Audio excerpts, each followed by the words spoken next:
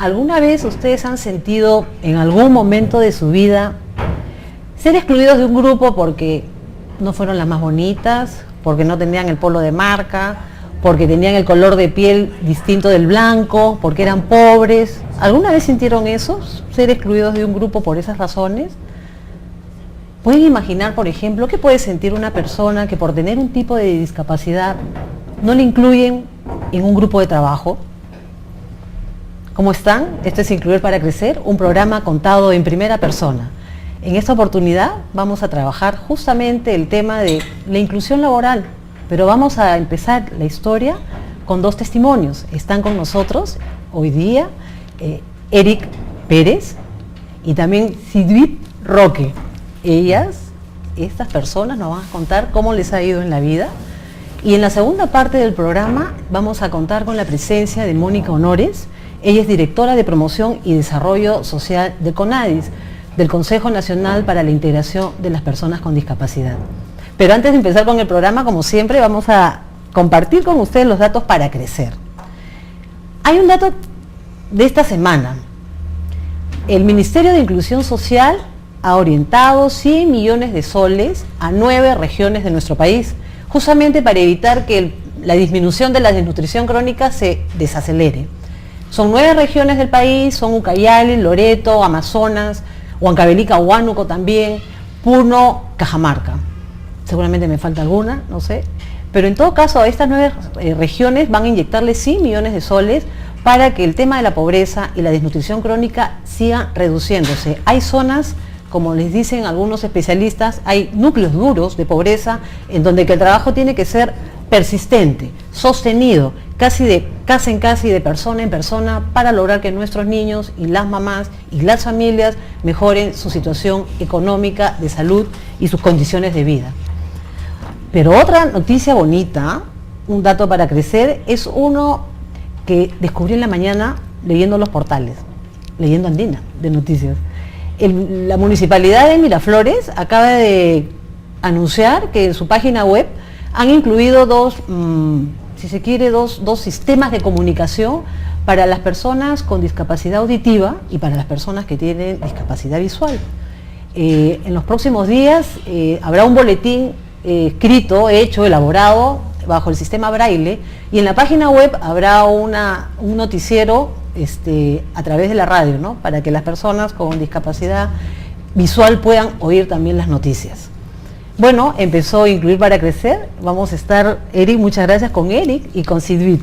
Ellos nos van a contar un poco cómo ha sido su vida, su trajinar para encontrar el empleo que hoy tienen y bueno, las dificultades que seguramente han tenido que pasar por la discapacidad que tienen ellos, ¿no? Eric, gracias por estar aquí con nosotros. Tú también, Sidwit, gracias. Y yo quería empezar con una pregunta. ¿Qué es lo más difícil para una persona con un tipo de discapacidad, ¿no? En el momento de buscar empleo, ¿enfrentar sus propios miedos o enfrentar la discriminación de las otras personas? A ver, Eric, Sidwit, no sé. Ya, bueno, las damas primero. Bueno, de acuerdo a mi experiencia y a mi discapacidad, tengo discapacidad auditiva, el problema que tengo para buscar empleo es el tema de que no puedo recibir mensajes por teléfono, ¿no? Entonces o en las mismas entrevistas tenemos el problema de que hay muchas personas de repente te entrevistan mirando abajo, entonces yo no les puedo leer los labios, ya desde ahí quedo como tonta, ¿no? Como que no me sale la respuesta o cualquier cosa me pueden descalificar. Lo otro, si es que tuve suerte y me fue bien en todas las etapas, es que en la última te quedan en llamar. Entonces, si menciono que soy una persona que no escucha, que soy sorda y que por favor me manden el mensaje por correo electrónico y avisándome para la última etapa, ¿no? Al hacer evidente mi discapacidad, he sentido mucho rechazo de... O sea, al decirlo abiertamente, ¿sabe qué? Tengo discapacidad auditiva y ahí cambian los rostros o te dejan de llamar. Qué bien, me dice, no se te nota, ya te vamos a estar avisando, pero pasaron los días y nunca no pasa nada. Yo lo que me había olvidado de contarles es que Sidwit es periodista, es colega nuestra, y Eric es ingeniero economista. Son dos profesionales de primer nivel. En la entrevista, Eric, también me comentabas que te había ocurrido algo semejante con Sidit, ¿no? Bueno, o sea que por un lado te había costado admitir, digamos, la discapacidad visual, y por otro lado te habías encontrado con personas que no habían aceptado rápidamente tu condición. Cuéntanos. Bueno, es cierto, o sea, básicamente toda persona, que es lo que me sucedió a mí, ¿no? En cierta forma tiene una resistencia a querer aceptar la discapacidad o a querer aceptar su deficiencia. Y mientras no aceptemos nosotros nuestra deficiencia, entonces vamos a tener problemas, ¿no?, en tratar de quizás ser como cualquier otra persona, porque esos son las personas con discapacidad, son como todos nosotros, pero que tienen que tomar ya en cierta forma conciencia, ¿no?, de que no deberían de tener miedo, ¿no?, a una entrevista, como dijo mi amiga, ¿no?, Sidit, porque realmente todos tenemos los mismos derechos. Lamentablemente todavía el otro lado, por decir el sector empresarial o el sector estatal, empleador, ¿no?, a pesar de existir las normas hace mucho tiempo, ¿no?, se resisten. Menos mal que ahora, ya luego de haberse aprobado el reglamento 29973 de la Ley General de las Personas con Discapacidad, ya se están indicando básicamente, ¿no?, las obligaciones y además las sanciones. De acuerdo, pero tu experiencia, ¿cuál fue? Vamos a pasar algún momento para que tú nos cuentes tu vivencia personal. Sidit nos contaba al comienzo del programa, antes de comenzar el programa, de que a ella misma le había costado admitir que tenía discapacidad, y fue un proceso un poco duro, ¿no? ¿En qué consistió ese proceso? O sea, ¿cuál fue tu vivencia? Bueno, desde pequeña, ¿no? Pasa de que tú vas al colegio, en caso regular, ¿no? Colegio regular, la universidad, no vas a encontrar más personas que de repente usan audífono como yo, ¿no? Entonces, pero si tú lo estás usando, te empiezan a mirar, o sea, y sucede hasta ahora, ¿no? Subes a un micro, cualquier lado, usas audífono, te están mirando, ¿no? Entonces, era por eso que te causa un poco de repente de vergüenza, ¿no? Por la forma de repente en la que te dicen, oye, sí, tú no escuchas, ¿no? Es sorda, ¿no? Y hazte ver, que te operen. Entonces, es como que piensas de que de verdad tienes algo mal, ¿no? Entonces, algo raro. Algo raro, y de repente por parte de la misma familia que te hacen pensar de operándote algún día, o que avance la ciencia, tú recuperes esa audición, recién vas a hacer las cosas bien, vas a poder bien. Que era un poco que lamentablemente, o sea, mis padres tenían esa creencia, ¿no? Que ya les he ido un poco ya cambiando, una vez que, porque me ha ido mejor desde que yo he aceptado, bueno, sí, soy sorda, claro. Soy sorda, tengo otras cosas que puedo hacer, ¿no? Tú has trabajado en medios de comunicación importante. ¿Cómo fue esa experiencia? O sea, porque ser periodista, la vorágine informativa. Bueno, en realidad brutal. Trataba de que no se me evidencie, que no se me tenga como que la chica que escucha o ella no le hagan hacer esas labores, ¿no? Siempre he tratado de hacer todo normal, porque siempre, como nos dicen, podemos hacer todo, pero no me pidas escuchar bien, ¿no? Pero todo lo demás puedo hacerlo. Entonces, sí, me costaba mucho igual, pero yo lo he venido haciendo en realidad desde la universidad, ¿no? Porque en la universidad a veces no le entiendes al profesor nada.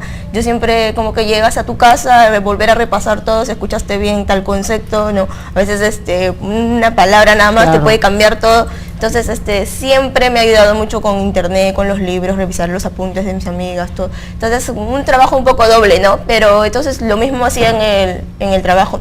¿Cuándo admitiste que tenías la discapacidad auditiva? ¿En qué momento? ¿Fue duro admitirlo? Sí, porque me di cuenta que de todas maneras había cosas que no podía hacer, ¿no? O sea, hay que reconocer que hay cosas que no puedo hacer, como te decía, por ejemplo, no puedo estar atendiendo llamadas por teléfono, o no me pueden pedir monitorear, por ejemplo, cuando yo estuve trabajando ya en el sector público, en el tema justo en el área de medios, monitoreo de medios, te piden que veas la televisión, que escuches la radio, veas la página web, leas el periódico. Entonces yo no puedo hacer cosas en simultáneo, ¿no? Hay personas que están viendo la televisión, están escuchando la radio y están leyendo. Yo no, porque para ver la televisión tengo que leer los labios, concentrarme, entonces Claro. o hago una cosa, ¿no? Entonces esas cosas tenía que ser consciente de que no las podía hacer. En tu caso, Eric, la discapacidad visual fue progresiva, Así es. no fue congénita. ¿Cómo lo viviste? O sea, ¿te costó también admitirlo? Por supuesto, en realidad, como dice Silvit, casi es igual las vivencias, ¿no? En cierta forma uno se resiste y, como dije anteriormente, bueno, luego tiene que afrontarlo y lo importante es que cuando uno llega al fondo, ¿no? Uno se siente que es el último hombre, ¿no? En este caso de que O sea, cuando toca fondo, cuando como se toca dice, fondo, ¿no? Cuando yo ¿no? enseguida me rindo porque tengo que admitir que. Así es, Claro. pero uno se tiene que autoevaluar y eso me sucedió a mí. Comencé a recapacitar y dije, bueno, pero ¿por qué? Porque cuando entro yo totalmente ya a perder la visión, me rehabilito, y cuando voy a ese lugar donde todos eran casi similares, ¿no? Te digo similares porque todos no veíamos, eso era lo común. Cuando tú me Pero- dices, me voy a ese lugar, ¿a qué te refieres? Al centro de rehabilitación. Ah, de acuerdo, de ¿no? acuerdo. Entonces todos éramos similares, o sea, ciegos, ¿no? Pero había una diferencia, ¿no? Que ahí noté y que me dio valor, mayor empuje, ¿no? Por ayudar a ellos, porque yo tenía, como te decía, siquiera, ¿no? El estudio, tenía una profesión, mientras que mis compañeros no lo tenían. Entonces estaban en situaciones, en cierta forma, Desventaja ¿no? en relación a ti, desventaja claro. con respecto a mí. Ahora, ¿cuáles crees tú que son los principales prejuicios que enfrenta una persona en el ámbito laboral?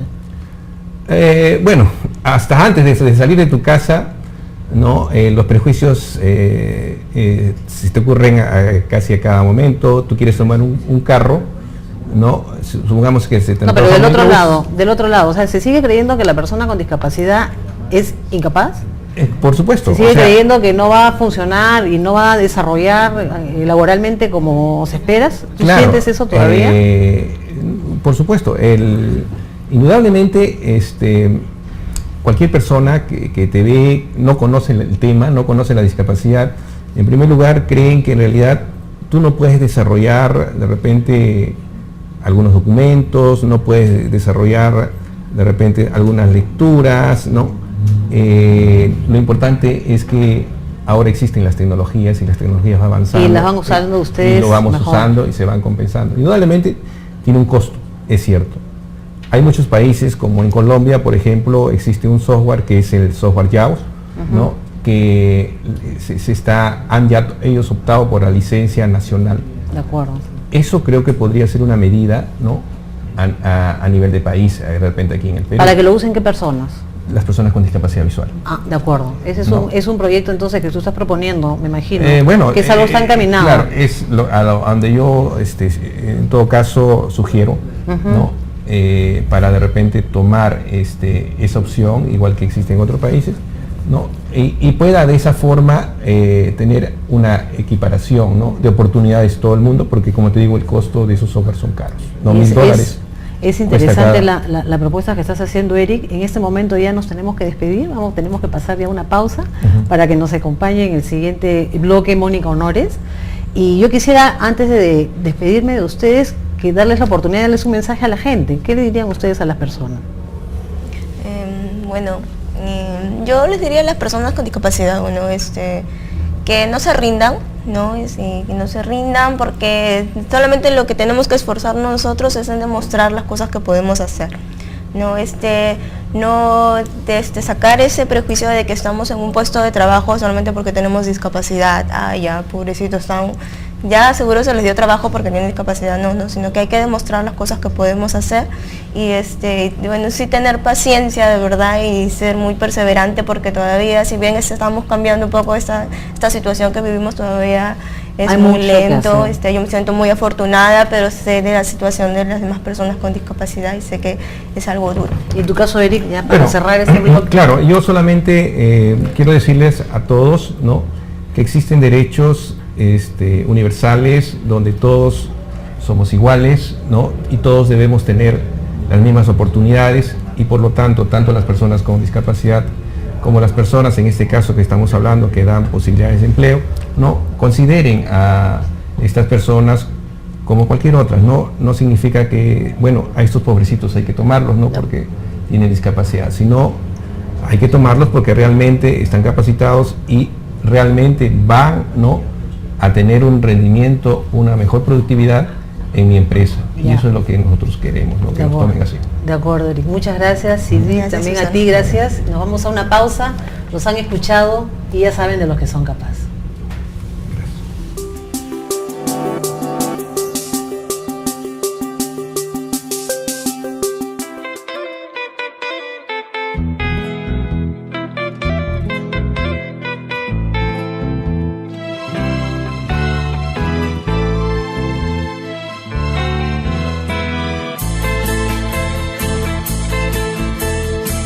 Mi nombre es Irma Mileni Valqui Alba, suboficial de Tercera, Policía Nacional del Perú, trabajo en la 48 Comandancia Los Inchis Mazamari, tengo una hija. Mi nombre es Jennifer Castro Romero, soy suboficial de Primera de la Policía Nacional, trabajo en la Dirección de Turismo y Medio Ambiente, tengo un hijo de 8 meses. Mi nombre es Patricia Gallego Flores, soy mayor de la policía, soy jefe del Centro Preventivo de Salamanca, tengo 2 hijas de 15 y 9 años. Selvina Jara Vázquez, capitán de la Policía Nacional, laboro en la Dirección de la Policía Fiscal, lucha contra el contrabando y soy madre de 2 hermosos niños. Mi nombre es Judith Nancy Aguirre Cutipa, suboficial brigadier de la Policía Nacional del Perú, actualmente laborando en el Escuadrón de Emergencia Centro Radio Patrulla. Tengo 3 hijos. La suboficial de segunda, Quispitupa, Quisperrut, laboro en el Escuadrón Verde, Grupo Terna y tengo 2 hijos. Policía Nacional del Perú, ¡ra, ra, ra!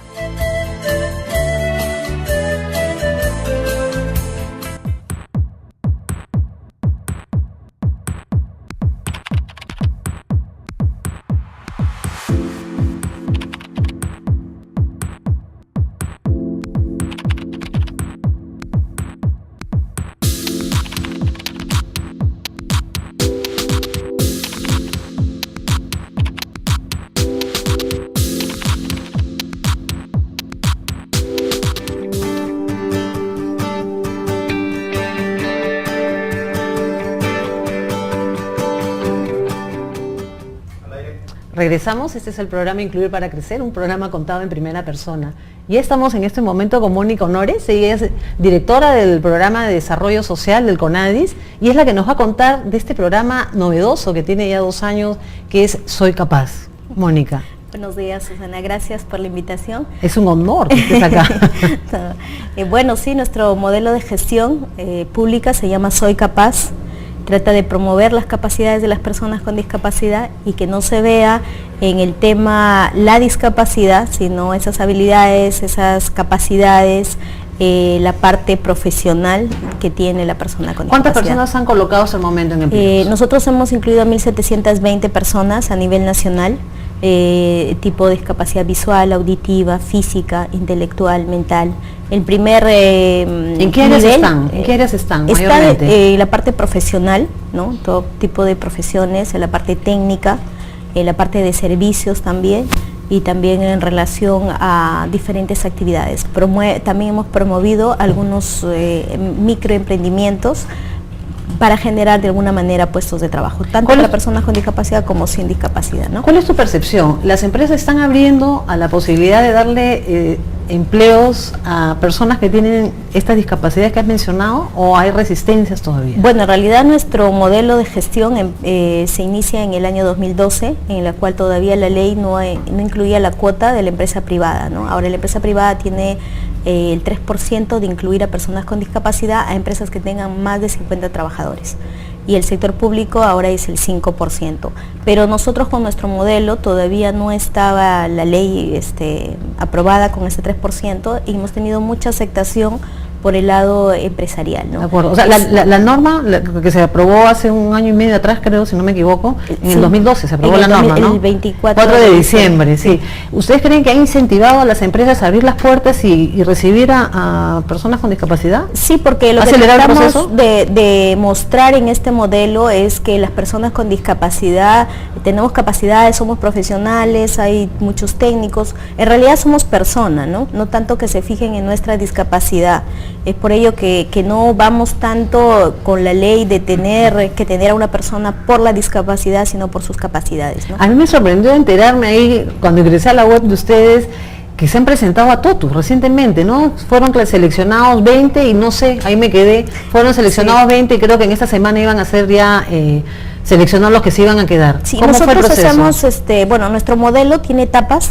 Una de las etapas es la preselección, en el cual la empresa nos manda los perfiles que ellos desean, nosotros hacemos una preselección, luego es enviado a la empresa y ellos ya hacen la evaluación respectiva. Entonces TOTUS en este caso estaban pasando por sus etapas, falta una última y de ahí nos entregan a nosotros los resultados con cuántas personas de ese grupo se quedan. Cuando tú me hablas, Mónica, del modelo, te estás hablando del modelo de inserción laboral. Soy capaz. Del modelo de inserción laboral, Soy Capaz.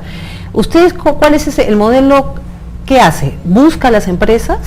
Bueno, tiene dos etapas, ¿no? O dos partes, que la primera es básicamente con la parte privada, que nosotros primero damos charlas de concientización, sensibilización, exponemos lo que manda la norma, ¿no? Y cómo ayudarlos para que las personas con discapacidad puedan incluirlos dentro de esa empresa, ¿no?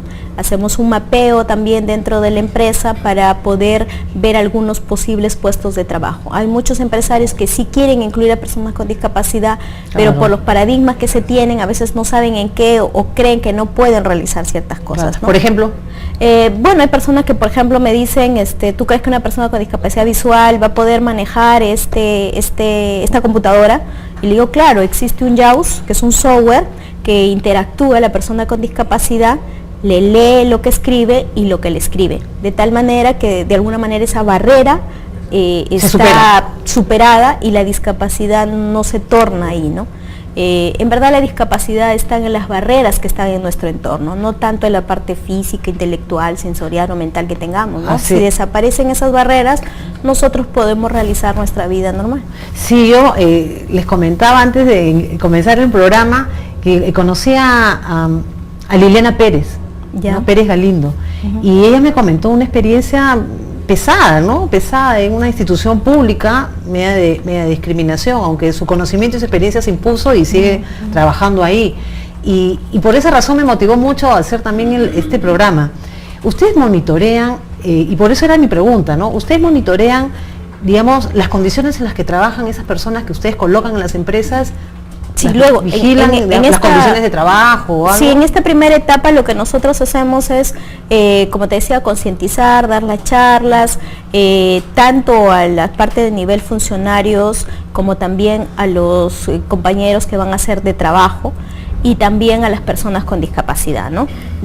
Indicándoles cuál es el perfil, cuál es la responsabilidad que ellos tienen al ingresar en esta oportunidad laboral, porque van a abrir las puertas a otros hermanos con discapacidad, ¿no?